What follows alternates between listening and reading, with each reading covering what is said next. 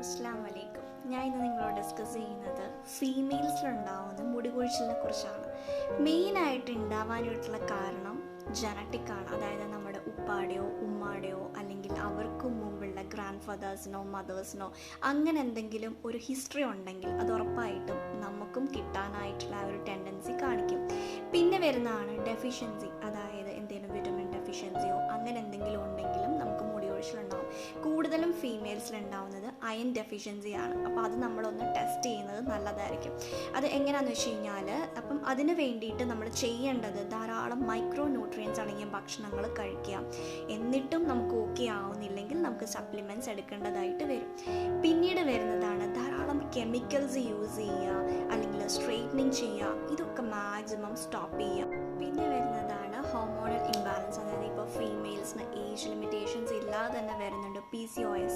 അതായത് PCOS ഉണ്ടെങ്കിൽ ധാരാളമായിട്ട് നമുക്ക് മുടി കൊഴിച്ചിലുണ്ടാവും.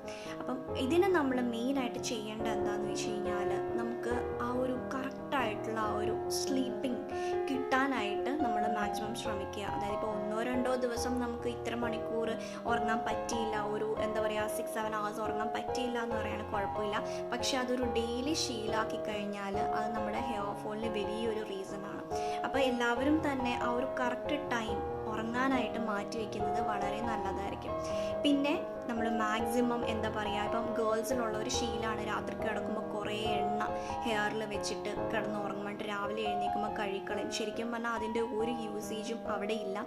ഓൾറെഡി നമുക്ക് ഓയിൽ പ്രൊഡ്യൂസ് ചെയ്യുന്ന ഗ്ലാൻഡ് നമുക്ക് എല്ലാവർക്കും തന്നെ പ്രസൻ്റ് ആണ്. അപ്പോൾ എക്സ്ട്രാ ഓയിൽ കുറേ അപ്ലൈ ചെയ്ത് ഉറങ്ങുന്നത് യാതൊരു യൂസേജും ഇല്ല. പിന്നെ ഗേൾസ് കോമൺലി ചെയ്യുന്നതാണ് പെട്ടെന്ന് കുളിച്ചു വന്ന ഉടനെ തന്നെ ഹെയർ വെറ്റായിരിക്കുമ്പോൾ തന്നെ കോംബ് ചെയ്യുന്നത് ഹാഷായിട്ട്. അതൊരിക്കലും ചെയ്യാൻ പാടില്ല. അതിനെ അങ്ങ് വിടുക. ഡ്രൈ ആയതിന് ശേഷം മെല്ലെ കോംബ് ചെയ്യുക. അതുപോലെ തന്നെ ഒരിക്കലും ടൈറ്റായിട്ട് ഹെയർ ടൈ ചെയ്യരുത്. അതും മുടി പൊട്ടിപ്പോവാനായിട്ടുള്ള ഒരു ടെൻഡൻസി കാണിക്കും.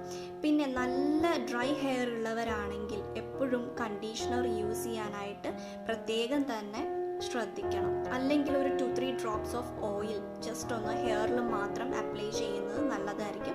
നിങ്ങളുടെ ഡ്രൈനെസ് കുറയ്ക്കും. അപ്പം മുടി പൊട്ടിപ്പോവാനായിട്ടുള്ള ആ ഒരു പോസിബിലിറ്റിയും കുറയും. അപ്പോൾ ഈ കാര്യങ്ങളൊക്കെ നിങ്ങൾക്ക് ഭയങ്കര ഇൻഫോർമേറ്റീവ് ആയെന്ന് ഞാൻ വിശ്വസിക്കുന്നു. അപ്പോൾ okay, thanks for watching. By.